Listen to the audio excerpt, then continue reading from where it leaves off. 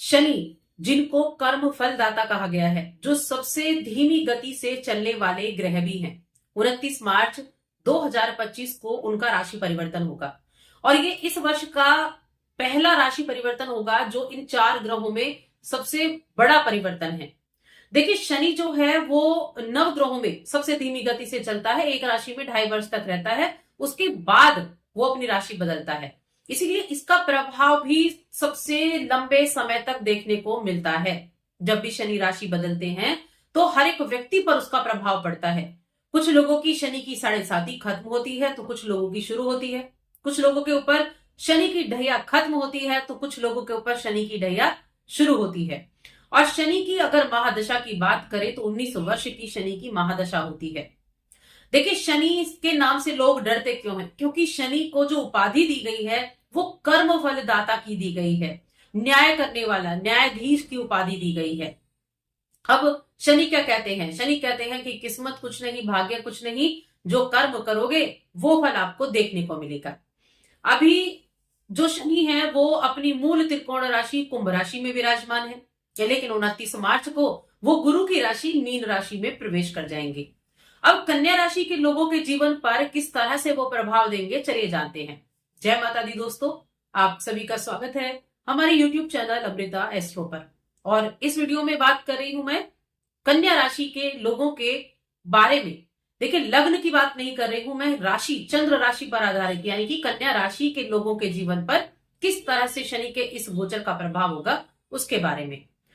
तो यहाँ देखिए, चार ग्रह बड़े जो धीमी गति से चलने वाले ग्रह हैं, वो चार ग्रह हैं, जिनमें से पहले शनि है जो सबसे धीमी गति से चलते हैं। उसके बाद गुरु और राहु केतु का भी राशि परिवर्तन होगा इस वर्ष में, लेकिन पहला शनि का है 29 मार्च को। अब अभी तक ये आपके छठे घर में विराजमान थे अपनी मूल त्रिकोण राशि में। और देखिए, जो छठा घर होता है रोग रिपूर्ण का होता है, यहां शनि की स्थिति अच्छी मानी जाती है और ऊपर से अपनी राशि में थे। लेकिन शनि को अगर कुंडली के हिसाब से आप देखें तो शनि को पीड़ा का कारक माना गया है। शनि पीड़ा देने वाले कहे गए हैं, क्योंकि शनि क्या करते हैं कि शनि कर्म पर विश्वास करते हैं।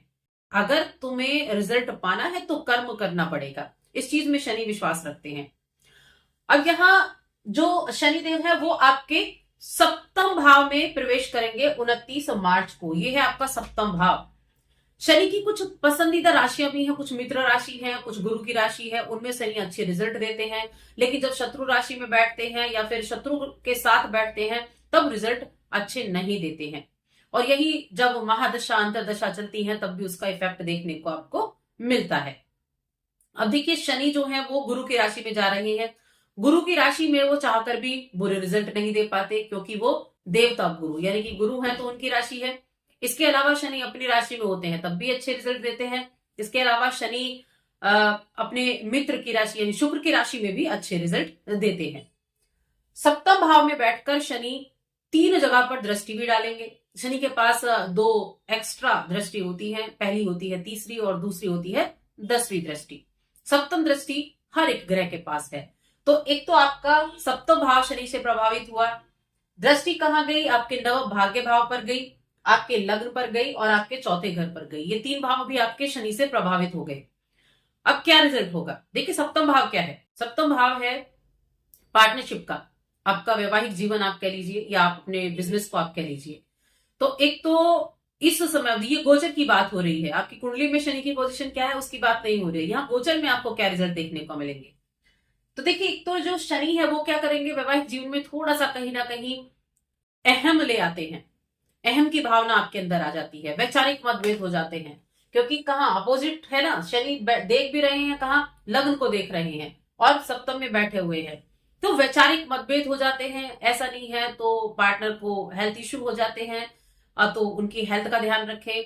या फिर इस समय अवधि में आप जो रुचि है वो आपस में मिल नहीं पाती, तो यह थोड़ी सी दिक्कतें देखने को मिलती हैं। और यही आप बिजनेस के लिए भी कहें, पार्टनरशिप के साथ अगर आप पार्टनरशिप में बिजनेस कर रहे हैं तो आपको बहुत अच्छे से चीजों को मैनेज करके चलना होगा, पारदर्शिता बनाकर रखना होगा, एक दूसरे की बातों को महत्व आपको देना होगा, तब जाकर आपको अच्छे रिजल्ट उससे देखने को मिल सकते हैं। अब और किस किस चीज का है? तो देखिए, सप्तम भाव में बैठकर ये भाग्य को देखेंगे, लग्न को देखेंगे और चौथे घर को देखेंगे। भाग्य को देख रहे हैं, यानी कि आपको कर्मठ रहना है, कर्म पर विश्वास रखना है। भाग्य के भरोसे तो कुछ भी नहीं छोड़ना है। जितना अधिक कर्म पर विश्वास होगा, कर्म करेंगे, उतने अच्छे प्रॉफिट भी आप ले पाएंगे। ये समय राजनीति से जुड़े हुए लोगों के लिए अच्छा है, राजनीति के लिए अच्छा रहेगा। और इस समय अगर आप किसी मेडिसिन के फील्ड से जुड़े हुए हैं, मेडिसिन का कोई कार्य करते हैं, तो आपके लिए बहुत अच्छा रहेगा। या फिर आप कंस्ट्रक्शन का काम करते हैं, कोई कंस्ट्रक्शन का काम है आपका, उसके लिए अच्छा रहेगा। इसके अलावा एक्सपोर्ट इंपोर्ट से जुड़ा हुआ आप काम करते हैं, उसके लिए बहुत अच्छा रहेगा। यानी ऐसा नहीं हर चीजों के लिए बुरा है, कुछ चीजों के लिए बहुत अच्छा भी है। इसके अलावा आप इस समय स्पिरिचुअल भी हो सकते हैं। 9th हाउस है ना, स्पिरिचुअलिटी देगा आपको, आप अध्यात्म की तरफ भी चल सकते हैं। देखिए, अध्यात्म में जब व्यक्ति चलता है तो वहां गुरु कारक माने गए हैं यहाँ इस भाव के, काल पुरुष की कुंडली में, क्योंकि यहाँ गुरु की राशि आती है। और अभी देखें तो यहाँ पर शुक्र की राशि है, शुक्र की राशि है, शुक्र की राशि पर दृष्टि डाल रहे हैं, तो कहीं ना कहीं अध्यात्म की तरफ भी आप चल सकते हैं। शनि की कृपा अगर हो तो व्यक्ति बहुत आगे तक अध्यात्म में जाता है, तो आपके अंदर स्पिरिचुअलिटी बढ़ेगी। उसके बाद माता की सेहत का ध्यान रखना है, उनको कुछ घुटने संबंधी परेशानी हो सकती है, माता की सेहत का ध्यान रखें। चौथा घर किस चीज का होता है? चौथा घर होता है सुख संपत्ति का, चौथा घर होता है वाहन का, चौथा घर होता है आपके भूमि भवन का। उसमें डिले हो सकती है, अगर आप खरीदना चाह रहे थे तो हो सकता है कि उसमें डिले हो जाए, लेकिन डिनाय नहीं होगा। एक चीज हमेशा याद रखें, शनिदेव किसी भी चीज को नहीं कहते कि डिनाय हो गया, यानी कि नहीं देगा शनि। शनि आपको रिजल्ट जरूर देगा, थोड़ा देरी से देगा, क्योंकि शनि बहुत धीमी गति से चलता है और इसीलिए धीमी गति से ही उसके रिजल्ट आपको देखने को मिलते हैं। तो हमेशा आपको लगता रहेगा कि हमने काम कर लिया और हमें रिजल्ट नहीं मिला, तो वो उसी तरह से आपको उसका रिजल्ट भी देखने को मिलता है। तो हमेशा याद रखें, रिजल्ट जरूर मिलेंगे, लेकिन थोड़ा देरी से, थोड़ा हार्डवर्क ज्यादा करना पड़ेगा, तब आपको रिजल्ट मिलेंगे। बुध की ये राशि है, बुध के लिए ये कैसे माने जाते हैं? बुध राशि के लिए जो शनिदेव हैं वो आपके आपके पंचम के त्रिकोण के स्वामी हैं और आप छठे घर के भी स्वामी हैं। त्रिकोण और छठे घर का स्वामी सप्तम में गया है, तो इस जो ये जो स्थिति यहां इनकी बनती है, ये कहीं ना कहीं इनको आपके कर्म पर ज्यादा निर्धारित होने को कहती है। कि बस एक चीज हमेशा याद रखें कि ना भाग्य ना किस्मत, जो आपने किया वो आपने पाया। तो ये समय अवधि ऐसे भी होने वाली है। इस समय अवधि में एजुकेशन की अगर मैं बात करूं तो एजुकेशन के लिए काफी अच्छा समय रहेगा। बच्चों के लिए ये समय अपने हायर एजुकेशन को पूरा करने के लिए रहेगा। कहीं एडमिशन आप प्राप्त करना चाहते हैं उसके लिए अच्छा है, विदेश आप जाना चाहते हैं पढ़ने के लिए उसके लिए अच्छा है। और जो छठे घर का स्वामी है सप्तम में गया है, तो वैवाहिक जीवन में जो विवाहित है उनके लिए मैं कह रही हूँ, अपने पार्टनर की सेहत का आपको थोड़ा सा ध्यान रखना है। उनकी सेहत थोड़ी प्रभावित हो सकती है, तो उसको इग्नोर ना करें, उसको थोड़ा ध्यान देंगे तो अच्छा रहेगा। और अगर आपको लग रहा है कि शनि आपको परेशान कर रहा है, शनि की महादशा चल रही है, अंतरदशा चल रही है, शनि अच्छे घर में नहीं बैठा है, अब आप डिसाइड कैसे करेंगे? अच्छे घर में नहीं है तो किसी भी सॉफ्टवेयर से अपनी कुंडली निकालिए और वहां देखिए कि शनि मेष राशि में तो नहीं है, शनि वृश्चिक राशि में तो नहीं है, या फिर जो शनि है वो सूर्य की राशि में तो नहीं है, तो वहां थोड़ा सा प्रॉब्लम ये क्रिएट करते हैं। और मंगल की राशि में खास तौर से, क्योंकि जो मंगल की राशि है मेष राशि, उसमें तो नीच के भी माने जाते हैं।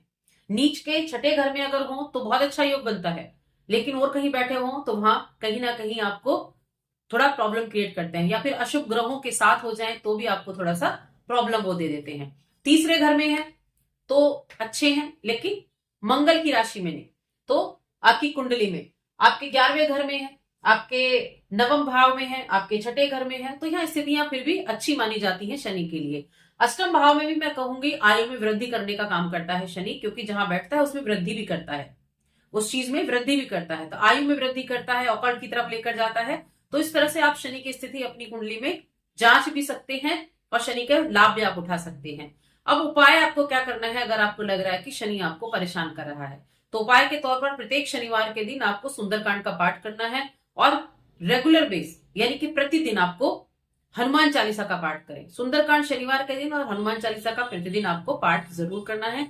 इन उपायों को करेंगे तो शनि आपको राहत देता हुआ दिखाई देगा। तो बस आज की इस वीडियो में इतना ही। वीडियो कैसी लगी कमेंट करके बताएं। चैनल पर पहली बार आए तो सब्सक्राइब करके जाएं। जय माता दी।